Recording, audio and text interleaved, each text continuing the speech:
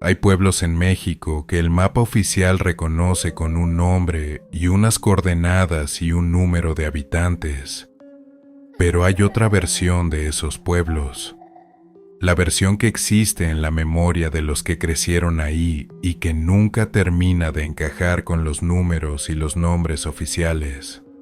La versión donde hay calles que la gente evita después de cierta hora sin que nadie haya decidido formalmente evitarlas.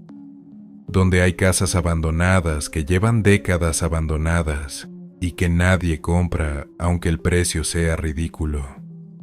Donde los viejos saben cosas sobre ciertos lugares que no explican a los jóvenes porque esperan que el sentido común sea suficiente. Y a veces no es suficiente. Esta noche, 4 personas me contaron lo que encontraron en los pueblos rurales donde crecieron.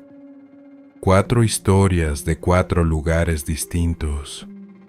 4 cosas que ninguno de ellos buscó, pero que los encontraron de todas formas. Al final de este video voy a revelar algo que conecta a los 4 pueblos de estas historias. Algo que ninguna de las 4 personas que me escribieron sabía cuando lo hizo, y que cuando lo escuchen va a cambiar la forma en que ven todo lo anterior. Quédense hasta el final. La primera historia viene de Hidalgo, del Hidalgo de adentro, el que queda entre barrancas y cerros en la zona del semidesierto donde la tierra es parda y seca, y los magueyes crecen en hileras que los viejos plantaron hace décadas, y que nadie ha vuelto a plantar desde entonces, porque los que los plantaban ya no están.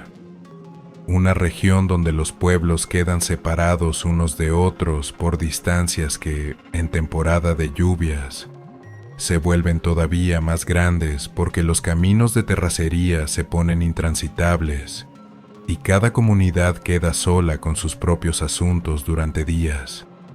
Esa soledad tiene consecuencias. Una de ellas es que los pueblos desarrollan sus propias historias, sus propios mitos, sus propias verdades locales, que no salen de ahí porque no hay razón para que salgan. Son historias que pertenecen a un lugar específico y que fuera de ese lugar no tienen contexto suficiente para ser entendidas. Lo que me contó Héctor es una de esas historias. Héctor tiene 49 años. Vive en Pachuca desde hace 20.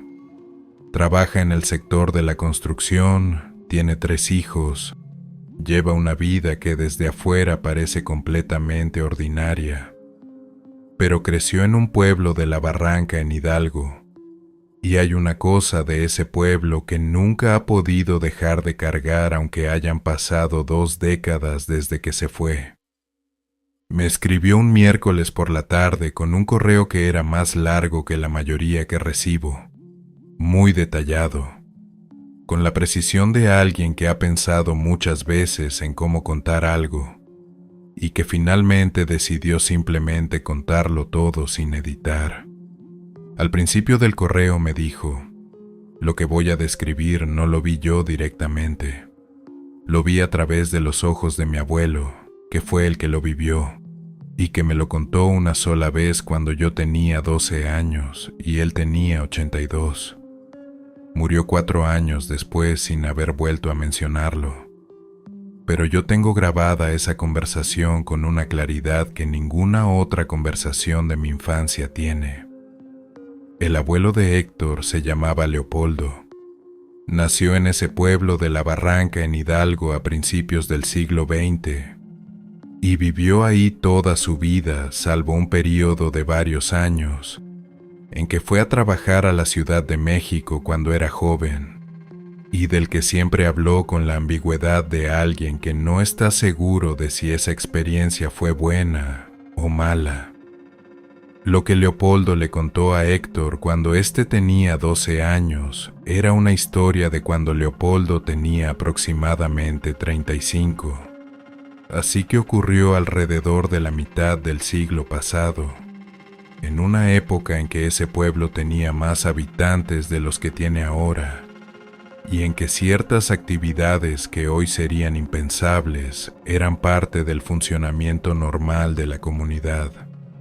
Una de esas actividades era la velación de muertos en las casas. Hoy, la mayoría de los velorios ocurren en funerarias o en espacios comunitarios. En esa época, en esos pueblos, el muerto se velaba en su propia casa. El cuerpo quedaba en el cuarto principal, la familia y los vecinos llegaban a acompañar durante la noche, se rezaba, se contaban historias del difunto, se pasaba la noche entera ahí hasta que llegaba el momento del entierro. El abuelo Leopoldo había participado en muchos velorios de ese tipo a lo largo de su vida. Era una práctica con la que estaba completamente familiarizado y que no le generaba ningún tipo de incomodidad especial, hasta el velorio de don Fulgencio. Don Fulgencio era un hombre del pueblo.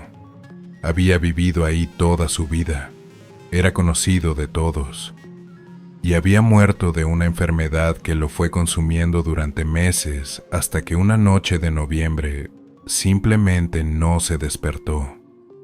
Una muerte sin drama, del tipo que en esos pueblos se acepta con la resignación práctica de quien ha visto morir a mucha gente y ha aprendido que el cuerpo tiene sus propios tiempos y que cuando decide que ya está, ya está. Lo velaron en su casa, que era una casa vieja de adobe en la parte alta del pueblo, con un patio interior y varias habitaciones que durante la noche del velorio se llenaron de vecinos y familiares que llegaron a acompañar. Leopoldo llegó a las 9 de la noche aproximadamente.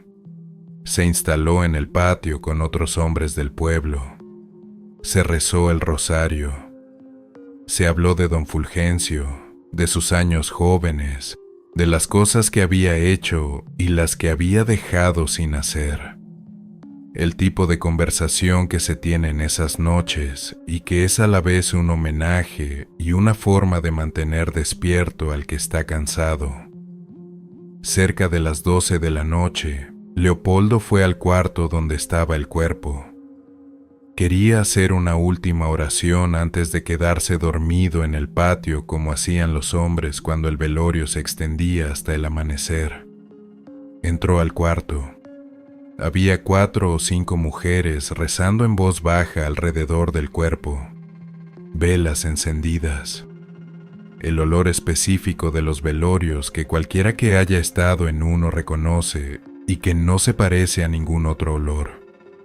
Leopoldo se hincó junto al ataúd, cerró los ojos, empezó a rezar, y entonces escuchó que don Fulgencio se movía. No fue un movimiento de acomodamiento, no fue el tipo de sonido que hace un cuerpo cuando los gases internos se redistribuyen, que es algo que ocurre y que tiene explicación fisiológica completamente ordinaria. Fue un movimiento deliberado. El sonido de alguien que se incorpora lentamente desde una posición horizontal. Leopoldo abrió los ojos. Don Fulgencio estaba sentado en el ataúd, no completamente erguido, semi-incorporado, apoyado en los codos, con la cabeza caída hacia adelante de una manera que no era la manera en que se incorpora a alguien que está vivo y tiene control de sus músculos. Era más la manera en que se incorpora algo que está usando un cuerpo sin terminar de saber cómo funciona ese cuerpo. Las mujeres que rezaban no lo habían visto. Tenían los ojos cerrados, las cabezas inclinadas, los rosarios entre los dedos moviéndose de cuenta en cuenta. Leopoldo estaba hincado al lado del ataúd a menos de 1 metro, y don Fulgencio, con la cabeza todavía caída hacia adelante, giró lentamente el cuello en su dirección. Lo que Leopoldo le describió a Héctor sobre lo que vio cuando don Fulgencio lo miró fue esto. Los ojos estaban abiertos, pero no de la manera en que los ojos de una persona viva están abiertos, con ese movimiento constante e involuntario que los mantiene húmedos y enfocados. Estaban abiertos con la inmovilidad de los ojos de un muerto, que es una inmovilidad diferente a cualquier otra, más absoluta, más definitiva. Y aún así miraban directamente a Leopoldo con una fijeza que no necesitaba los movimientos involuntarios de los ojos vivos porque era una fijeza de otra naturaleza. Leopoldo me dijo que en ese momento supo dos cosas simultáneamente. La primera, que lo que miraba desde el ataúd no era don Fulgencio, o no era solo don Fulgencio, era algo que estaba usando el cuerpo de don Fulgencio, que había encontrado en ese cuerpo una forma de estar presente de una manera que normalmente no podía. La segunda, que lo miraba desde el ataúd sabía que Leopoldo lo había visto, y que eso era importante para algo, que ser visto importaba para lo que sea que estaba en ese cuerpo de una manera que Leopoldo no podía entender pero que sentía con una claridad física, como se siente el calor o el frío. Leopoldo no gritó, no se levantó de golpe, no despertó a las mujeres que rezaban. Hizo algo que Héctor me dijo que siempre le pareció la parte más extraña de toda la historia. Terminó su oración. Siguió rezando, en silencio, hasta el final, con los ojos puestos en el cuerpo de don Fulgencio que lo miraba desde el ataúd. Y cuando terminó la oración se levantó despacio, se persignó, salió del cuarto, caminó hasta el patio y se sentó con los otros hombres como si nada hubiera pasado. No le dijo nada a nadie esa noche. No le dijo nada a nadie durante décadas. La única vez que habló de eso fue con Héctor, su nieto de 12 años. Una tarde en el patio de su casa cuando los dos estaban solos y Leopoldo decidió, por razones que no explicó, que era el momento de contarlo. Le pregunté a Héctor por qué creía que su abuelo se lo había contado a él y en ese momento específico. Héctor tardó en responder y luego me dijo que creía que su abuelo lo había contado porque necesitaba que alguien más lo supiera antes de morir. Que hay cosas que pesan demasiado para llevárselas a la tumba, aunque durante décadas uno haya decidido cargarlas solo, y que quizás también porque quería advertirle algo a Héctor, algo que Héctor todavía a sus 49 años no está seguro de haber entendido del todo. Lo que Leopoldo le dijo al final de esa conversación, como cierre, como la cosa más importante que tenía que decir, fue esto: en los velorios, nunca rezar con los ojos cerrados. Héctor nunca le preguntó por qué. Tenía 12 años y el peso de la conversación no le dejó espacio para preguntas. Y su abuelo murió 4 años después, sin explicar la regla. Un muerto que se incorpora, unos ojos que miran sin la vida que debería animarlos, y un abuelo que cargó eso solo durante décadas, y que al final eligió a su nieto de 12 años como el único depositario de una historia que no podía llevarse consigo sin más. La segunda historia de esta noche ocurre en otro tipo de lugar, no en una casa de velorios, sino en el corazón mismo del pueblo, en el lugar que en todos los pueblos rurales de México funciona como centro, la plaza. Clemencia tiene 53 años. Nació y creció en un pueblo de Zacatecas, en la zona de Los Cañones, donde el paisaje es esa combinación específica del norte seco que tiene rocas, tierra colorada, cielos que en verano se llenan de nubes de tormenta que prometen agua y a veces cumplen y a veces no. Un pueblo con iglesia del siglo XVIII, plaza central con kiosco, las casas de las familias antiguas alrededor de la plaza y las casas más nuevas extendiéndose hacia los cerros. En ese pueblo había una tradición que Clemencia me describió con la naturalidad de quien describe algo que durante su infancia era simplemente parte del funcionamiento de las cosas.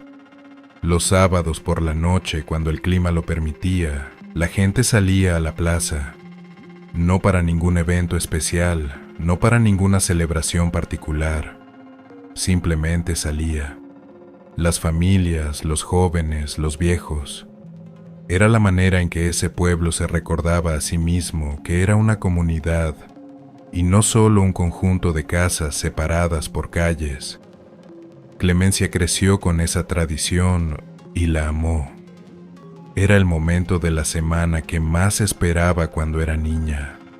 La oportunidad de ver a todo el pueblo reunido en un espacio donde la separación entre familias y generaciones se hacía porosa de una manera que el resto de la semana no era posible. Lo que me contó ocurrió un sábado por la noche cuando Clemencia tenía 14 años. Era una noche de verano, calor seco pero manejable, cielo despejado, luna suficientemente grande como para que la plaza tuviera una iluminación natural que se sumaba a los focos del kiosco. La plaza estaba llena como de costumbre. Clemencia estaba con un grupo de amigas de su edad, caminando alrededor del kiosco en el ritual de dar vueltas que en todos los pueblos de México tiene el mismo significado de siempre. Llevaban un rato cuando una de sus amigas, una chica llamada Esperanza que vivía frente a la plaza y que por eso conocía mejor que nadie los movimientos de ese espacio, le dijo algo en voz baja. Le dijo: «¿Ves al señor sentado en la banca del lado norte?» Clemencia miró. En la banca del lado norte de la plaza, una de las bancas de hierro forjado pintado de verde que llevaban décadas ahí, había un hombre sentado solo, viejo, con sombrero, con la ropa de trabajo de los hombres del campo de esa región, mirando hacia el centro de la plaza con la actitud de alguien que está descansando o simplemente viendo pasar la gente.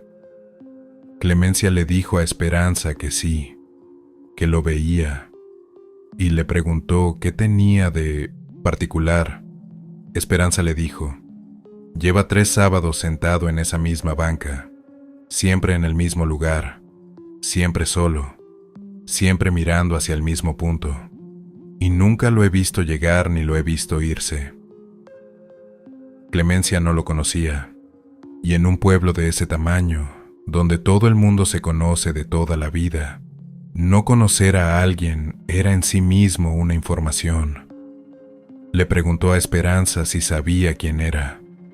Esperanza dijo que no, que se lo había preguntado a su madre, que llevaba toda la vida viviendo frente a esa plaza y que conocía a cada persona del pueblo y a casi todos los de los pueblos vecinos, y que su madre tampoco lo reconocía. Las dos se quedaron mirándolo durante un rato.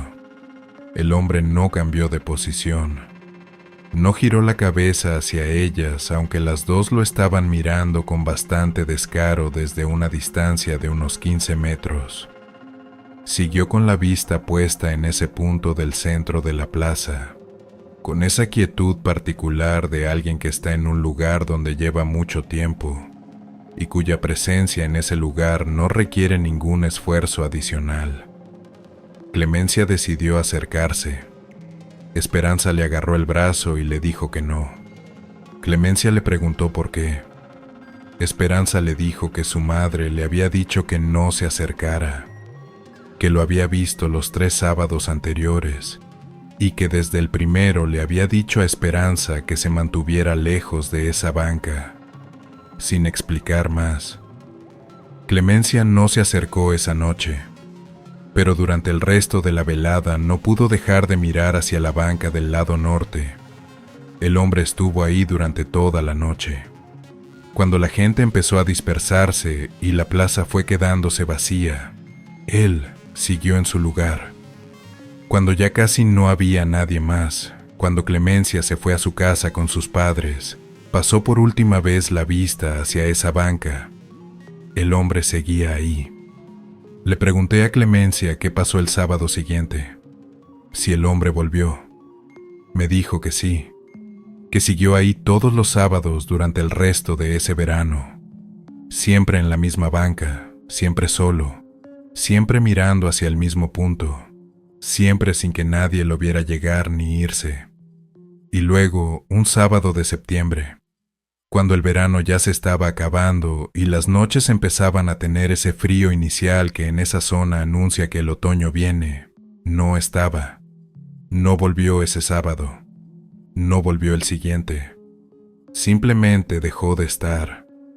Clemencia me dijo que su curiosidad sobre ese hombre la llevó ya de adulta a preguntarle a los viejos del pueblo sobre la banca del lado norte de la plaza, si había alguna historia sobre ese lugar, si alguien recordaba alguna historia sobre un hombre con sombrero que se sentaba ahí, un hombre muy viejo, de los últimos que quedaban con memoria larga del pueblo. Le dijo que esa banca había estado siempre ahí, y que había una historia muy vieja de cuando él era joven, de un hombre del pueblo que había pasado los últimos años de su vida sentándose en esa banca todos los sábados por la noche. Un hombre sin familia, que vivía solo, que encontraba en esa banca y en el movimiento de la gente alrededor del kiosco la única compañía que tenía. Le preguntó cuándo había muerto ese hombre. El viejo hizo memoria y le dijo que debía ser hace muchos, muchos años, décadas, antes de que Clemencia naciera, antes de que sus padres nacieran. Clemencia le preguntó cómo se llamaba. El viejo le dijo el nombre y le dijo que lo enterraron en el cementerio del pueblo con la única ropa buena que tenía, su sombrero y su ropa de trabajo. Un hombre sentado en una banca que fue suya en vida, que volvía a ella los sábados como había hecho siempre, que nadie del pueblo reconocía porque nadie del pueblo vivo lo había conocido, y que en algún momento de ese septiembre decidió que ya había tenido suficiente, o que el verano se había acabado, y con él la razón para quedarse. La tercera historia de esta noche no es sobre lo que se ve, es sobre lo que se escucha, y sobre lo que pasa cuando uno responde a lo que escucha sin saber a quién le está respondiendo. Aurelio tiene 46 años. Nació en Guerrero, en la zona de la montaña alta, en uno de esos pueblos que en el mapa parecen pequeños, pero que tienen una densidad de historia local que no cabe en ningún mapa. Una región donde varias comunidades indígenas han vivido durante siglos con sus propias formas de entender el mundo, sus propias maneras de nombrar las cosas, sus propias explicaciones para lo que ocurre en los lugares y en los tiempos que el mundo oficial no termina de cartografiar. Aurelio creció en esa región con la doble conciencia de alguien que pertenece a dos sistemas de conocimiento al mismo tiempo: el sistema de la escuela y el sistema de la comunidad, el sistema de lo que se escribe y el sistema de lo que se transmite de boca a oído. Y me dijo que durante mucho tiempo intentó mantener esos dos sistemas separados, tratarlos como compartimentos distintos de su vida, hasta que algo que le pasó a los 18 años le demostró que no se pueden separar. Lo que me contó ocurrió en el monte, no en el campo cultivado ni en los caminos conocidos del pueblo. En el monte de verdad, el que queda más allá de donde la gente trabaja regularmente, el que los viejos de su comunidad nombraban con una especie de respeto implícito, que Aurelio de joven interpretaba como superstición y que de adulto interpreta de otra manera. Tenía 18 años. Fue solo al monte a buscar leña, algo que había hecho muchas veces, en un tramo que conocía bien. Era tarde en la mañana cuando salió y calculó que antes de mediodía estaría de regreso. El problema fue que se internó más de lo habitual porque el tramo que conocía ya estaba bastante talado y la leña buena quedaba más adentro. Y sin darse cuenta bien de cómo había ocurrido, cuando levantó la vista del trabajo y miró alrededor, No reconoció los árboles que tenía enfrente. No estaba perdido exactamente. Sabía la dirección general del pueblo, pero el terreno específico donde estaba no lo reconocía. Y en el monte eso es suficiente para que las cosas se compliquen, porque el monte de esa región no es uniforme, y la diferencia entre un tramo conocido y uno desconocido puede significar mucho en términos de lo que uno puede encontrar. Empezó a caminar en dirección al pueblo, y fue caminando cuando escuchó la voz. Era una voz que venía de entre los árboles, a su derecha, a una distancia que calculó en unos 20 o 30 metros. Una voz que decía su nombre, Aurelio, solo su nombre, dicho con claridad, sin urgencia, sin el tono de alguien que está llamando a quien se perdió, dicho con la naturalidad de alguien que sabe que la persona a quien llama está ahí y simplemente le indica que lo sabe. Aurelio se detuvo, escuchó. La voz repitió su nombre, y Aurelio, antes de que ningún razonamiento interviniera, antes de que tuviera tiempo de pensar en la regla que su abuela le había repetido durante toda su infancia, respondió: ¿Quién es? Silencio. Un silencio que duró varios segundos y que tuvo una textura diferente al silencio del monte que lo había rodeado hasta ese momento. Más denso, más concentrado, como si el monte entero hubiera contenido algo al mismo tiempo que Aurelio hablaba. Y luego, la voz volvió a decir su nombre, pero diferente esta vez. No diferente en el sonido, sino en la dirección. La voz sonaba ahora desde su izquierda, al mismo nivel que antes, a la misma distancia aproximada, como si quien hablaba hubiera rodeado a Aurelio en el tiempo que duró el silencio y ahora estuviera en el lado opuesto. Aurelio me dijo que en ese momento su cuerpo tomó una decisión antes que su mente. Sus piernas empezaron a caminar, no corriendo, no en pánico, pero con una determinación y una velocidad que no era la de alguien que pasea, sino la de alguien que sabe que necesita llegar a algún lado y necesita llegar pronto. La voz siguió llamándolo mientras caminaba, desde distintas direcciones, siempre a la misma distancia aproximada, siempre con ese mismo tono que no era amenazante, pero que tampoco era simplemente el tono de alguien que llama a un conocido. Era el tono de algo que está registrando, que está notando, que está siguiendo. Llegó al pueblo. Llegó sin leña, más tarde de lo que había dicho que llegaría, con el corazón yendo más rápido de lo que el ritmo de la caminata debería haber producido. Su abuela lo vio llegar y supo inmediatamente que algo había pasado. Las abuelas de esos pueblos tienen esa capacidad que uno de joven atribuye a la intuición, y de adulto empieza a pensar que quizás es algo más específico que eso. La abuela le preguntó si había respondido. Aurelio le preguntó cómo sabía que había escuchado algo. La abuela le dijo que no importaba cómo sabía. Le preguntó de nuevo si había respondido. Aurelio le dijo que sí. La abuela no dijo nada durante un momento, y luego fue a buscar ciertas plantas que tenía guardadas y realizó una limpia que duró casi una hora, en silencio la mayor parte del tiempo, con una concentración que Aurelio nunca le había visto en ninguna otra circunstancia. Cuando terminó, la abuela le explicó algo que Aurelio me pidió que compartiera con estas palabras exactas, las palabras en español que su abuela usó para explicárselo.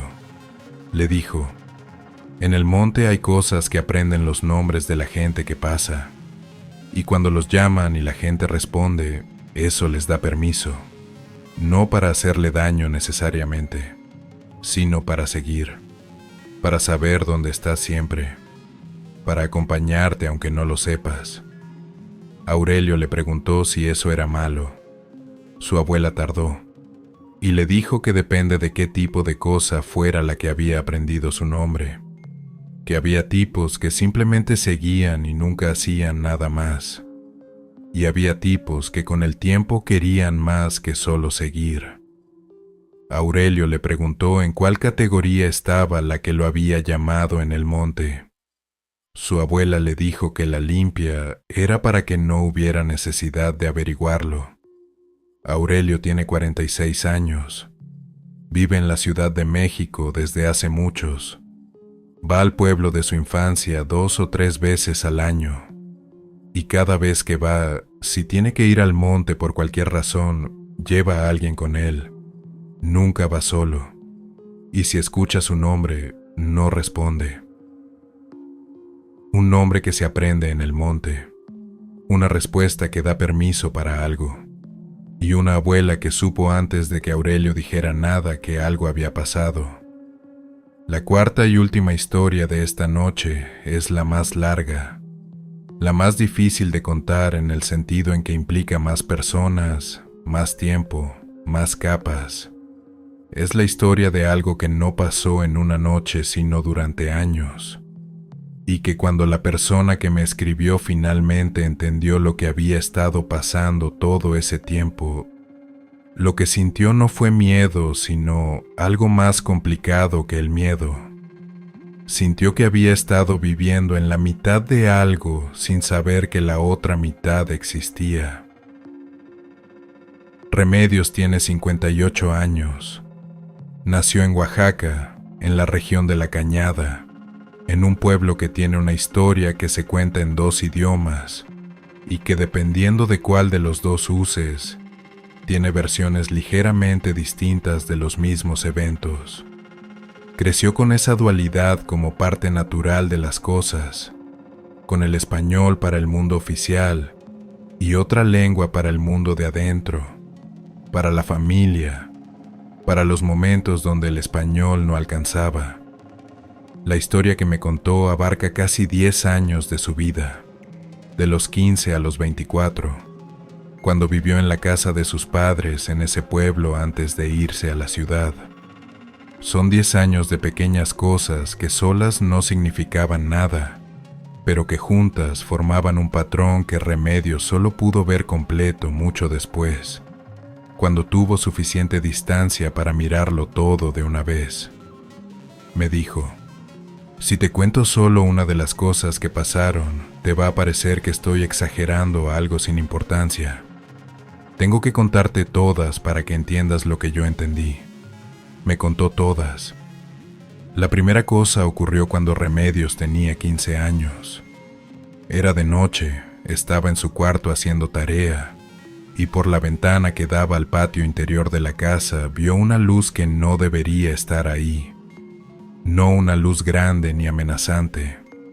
Una luz pequeña, del tamaño de una vela, pero sin la forma de la llama de una vela, más esférica, más uniforme, flotando a unos 2 metros de altura en el centro del patio. Remedios la miró durante varios segundos. La luz se movió despacio hacia el lado derecho del patio, donde estaba el árbol viejo que su padre nunca había querido cortar aunque ya no daba frutos. Se detuvo junto al árbol. Y luego simplemente dejó de estar. No se apagó, no explotó, no se movió hacia arriba o hacia abajo. Simplemente en un momento estaba y en el siguiente no. Remedios no le dijo nada a nadie porque pensó que había sido el reflejo de algo. Un farol de la calle. Un carro que pasó en el momento justo. Una explicación ordinaria era más cómoda que la alternativa. La segunda cosa ocurrió 6 meses después. Remedios estaba durmiendo y se despertó por una razón que no pudo identificar. Era la madrugada. La casa estaba en silencio. Y en la pared de su cuarto, visible gracias a la luna que entraba por la ventana, había una sombra que no correspondía a ningún objeto del cuarto. Era la sombra de una persona. proyectada en la pared como si hubiera alguien de pie junto a la ventana, interponiéndose entre la luna y la pared. Pero junto a la ventana no había nadie. Remedios cerró los ojos. Cuando los volvió a abrir, la sombra no estaba. Estas dos cosas solas podrían explicarse de maneras ordinarias: la luz en el patio, la sombra sin origen. Cosas que el cerebro produce o que la percepción nocturna distorsiona. Remedios las guardó en ese compartimento de las cosas que uno no sabe muy bien qué hacer con ellas y que terminan en el fondo de la memoria sin resolver. La tercera cosa fue diferente porque involucró a alguien más. Tenía 16 años. Su hermana menor, que tendría unos 8 en ese momento, le preguntó una tarde quién era el señor que a veces se sentaba en el patio. Remedios le preguntó qué señor. Su hermana describió a un hombre viejo que se sentaba en el banco de madera que había junto al árbol del patio, que lo había visto varias veces, siempre de día, siempre sentado en el mismo lugar, que pensaba que era algún conocido de sus padres que llegaba a visitar. Remedios fue con su madre y le preguntó sobre un señor mayor que a veces visitaba la casa y se sentaba en el patio. Su madre le dijo que no sabía de quién hablaba, que no había ningún señor que visitara la casa así. Su hermana lo describió de nuevo para su madre. La ropa, el sombrero, la manera de sentarse con las manos sobre las rodillas y la vista puesta en el árbol. Su madre la escuchó, y cuando la hermana de Remedios terminó de describir al señor, su madre se quedó callada durante un momento que fue más largo de lo que debería ser la pausa de alguien que simplemente no sabe de quién le hablan. Y luego dijo que a lo mejor era algún vecino que entraba por error, y cambió el tema. La cuarta cosa, la quinta, la sexta, fueron pequeñas pero constantes durante los años siguientes. La sensación en ciertos cuartos de la casa de que el aire era diferente, más denso, más presente de alguna manera. Objetos que Remedios estaba segura de haber dejado en un lugar y que aparecían en otro sin que nadie los hubiera movido conscientemente. Noches en que la temperatura de su cuarto bajaba sin que ninguna ventana estuviera abierta. Momentos en el patio en que la sensación de no estar sola era tan concreta que Remedios giraba la cabeza esperando ver a alguien y no había nadie. Nada suficientemente dramático para ser innegable. Todo suficientemente consistente para ser imposible de ignorar del todo. Y luego, cuando Remedios tenía 24 años y ya había decidido irse del pueblo a la ciudad y estaba en los últimos días antes de su partida, pasó la cosa que hizo que todas las anteriores dejaran de ser pequeñas y desconectadas. Estaba sola en la casa. Sus padres habían ido al mercado del pueblo vecino. Su hermana menor estaba en la escuela. Remedios estaba empacando sus cosas en su cuarto cuando escuchó que alguien caminaba en el patio. Pasos lentos sobre la tierra del patio, dirigiéndose hacia la puerta trasera de la casa que daba directamente al cuarto donde ella estaba. Pensó que eran sus padres, que habían regresado antes. Siguió empacando. Los pasos llegaron hasta la puerta. Se detuvieron. Remedios esperó que alguien abriera la puerta o que alguien llamara. Nadie abrió. Nadie llamó. Se levantó. Fue hasta la puerta. La abrió. El patio estaba vacío, pero en la tierra blanda junto a la puerta, en el área donde la tierra del patio conservaba humedad de las macetas que su madre regaba regularmente, había huellas. Huellas de zapatos que llegaban desde el centro del patio hasta la puerta donde Remedios estaba parada y que terminaban exactamente en el umbral de la puerta, como si quien las había hecho hubiera llegado hasta ahí y en ese punto hubiera dejado de necesitar el suelo. Remedios se fue del pueblo 3 días después. En la ciudad, durante los primeros años, tuvo sueños recurrentes con el patio de esa casa, con el árbol viejo que su padre nunca quiso cortar, con el banco de madera junto al árbol donde su hermana había visto al señor sentado. 10 años después del día en que se fue, en una visita al pueblo por la enfermedad de su madre, tuvo la conversación que le dio sentido a todos esos años de pequeñas cosas acumuladas. Su madre estaba en cama y en ese estado de honestidad que a veces produce la enfermedad, cuando las cosas que uno ha guardado durante años de repente pesan demasiado para seguir guardándolas. Le contó algo que nunca le había contado.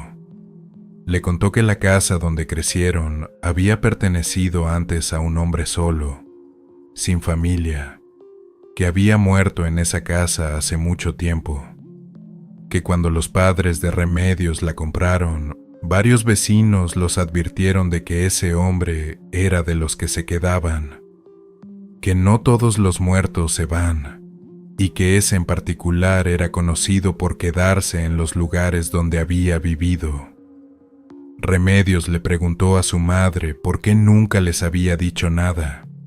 Su madre le dijo que porque habían aprendido a vivir con él, que nunca había hecho daño, que simplemente estaba ahí, en su patio, sentado en su banco, haciendo lo que había hecho en vida, y que con el tiempo había dejado de parecerles algo de lo que había que hablar porque era simplemente parte de la casa, como el árbol viejo que nadie quería cortar. Remedios le preguntó cómo sabían que era inofensivo. Su madre le dijo que porque la abuela de Remedios, que también había vivido en esa casa cuando era joven, le había dicho que el hombre que se quedó en el patio era de los que no querían compañía, sino simplemente no querían irse. Que había una diferencia entre esos dos tipos y que aprender a reconocerla era importante. Y que ese hombre, el que se sentaba en el banco junto al árbol, simplemente no quería irse de su patio. Nada más que eso. Remedios me dijo que lo que sintió cuando su madre le contó eso no fue miedo retroactivo. Fue algo más extraño y más difícil de nombrar. Fue la sensación de haber compartido un espacio durante años con alguien cuya presencia siempre había percibido sin entenderla. De haber vivido en la mitad de una historia sin saber que había otra mitad, y de que esa otra mitad no era terrible. Era simplemente la historia de alguien que no había podido irse. 4 historias, 4 pueblos rurales, 4 experiencias de personas que se encontraron con algo que los pueblos guardan en sus propias versiones de la historia, la que no está en los mapas ni en los registros oficiales. Y ahora lo que prometí. Hay algo que une a los 4 pueblos de estas historias que ninguna de las 4 personas que me escribieron sabe que tienen en común. Los 4 pueblos tienen algo en su historia local que los habitantes actuales conocen en fragmentos, pero que nadie ha documentado completamente. Los 4 tienen registros, algunos escritos y algunos solo en la memoria de los más viejos, de períodos en que algo ocurrió en esa comunidad que dejó un residuo. No necesariamente un evento único y dramático. A veces, simplemente décadas de una forma de vida que dejó su marca en los lugares. En el pueblo de Hidalgo donde creció el abuelo Leopoldo, hay registro de que durante generaciones ese pueblo fue punto de paso para arrieros y comerciantes que cruzaban entre regiones. Personas que llegaban, que a veces morían en el camino, que a veces eran enterradas ahí sin que su familia lo supiera nunca. Nombres que quedaron en la tierra sin quedarse en la memoria de nadie. En el pueblo de Zacatecas de Clemencia, la plaza central fue durante una época del siglo XIX el lugar donde se realizaban los actos públicos de la comunidad, incluyendo los que hoy resultarían inaceptables, pero que en ese momento eran parte del orden establecido. Cosas que ocurrieron en ese espacio y que el espacio guardó de alguna manera, que los que vinieron después perciben sin poder nombrarla. En el pueblo de Guerrero de Aurelio, el monte que rodea la comunidad es un monte que las generaciones anteriores utilizaban para prácticas que la llegada de otras formas de organización social fue desplazando pero no borrando del todo. Un monte que fue sagrado en un sentido que va más allá de la palabra sagrado tal como se usa ordinariamente. Un monte al que se le pedía permiso antes de entrar y al que se le daba algo a cambio de lo que se tomaba. Y cuando esa costumbre de pedir permiso y dar algo a cambio se fue perdiendo con las generaciones, lo que habitaba ese monte no se fue con ella. Y en el pueblo de Oaxaca de Remedios, la casa donde creció tiene una historia que precede a su familia y que se extiende hacia atrás, en el tiempo de una manera que los documentos escritos no pueden seguir completamente. Una historia de personas que vivieron ahí y que de alguna manera siguen presentes en ese espacio, no porque hayan decidido quedarse en el sentido en que uno decide algo, sino porque los lugares guardan a los que los habitaron de maneras que no tienen nombre preciso en ningún idioma, pero que los perciben reconocen aunque no puedan describirlos. Los pueblos rurales de México tienen esta característica que los distingue de las ciudades. La memoria es más larga y más viva porque las personas no se van y se reemplazan al ritmo en que se van y se reemplazan en las ciudades. Las mismas familias habitan los mismos espacios durante generaciones. Y esa continuidad hace que lo que ocurrió en esos espacios hace décadas o siglos no quede tan lejos como queda en los lugares donde nadie permanece mucho tiempo. En los pueblos, el pasado no es pasado de la misma manera. Es una capa más del presente, visible para los que saben mirarla, invisible para los que no aprendieron a hacerlo. Los viejos de esos pueblos saben mirarla, y van muriendo sin que siempre encuentren a alguien dispuesto a aprender. Esas historias que se llevan consigo son las que llegan a este canal en forma de correos escritos a medianoche, por personas que llevan años cargándolas. Son las que escucharon esta noche. Si creciste en un pueblo rural y hay algo que viste o escuchaste o sentiste que nunca supiste cómo nombrar, cuéntalo en los comentarios. Si en tu familia hay una historia de este tipo, de algo que los viejos sabían y que se fue perdiendo con ellos, escríbela abajo. Suscríbete a Relatos en la Oscuridad Reales si todavía no lo has hecho. Cada semana hay nuevas historias esperando ser contadas. Y la próxima vez que estés en un pueblo que no conoces y algo en el ambiente se sienta diferente, cuando la plaza tenga ese silencio que no es el silencio normal, cuando el monte llame tu nombre.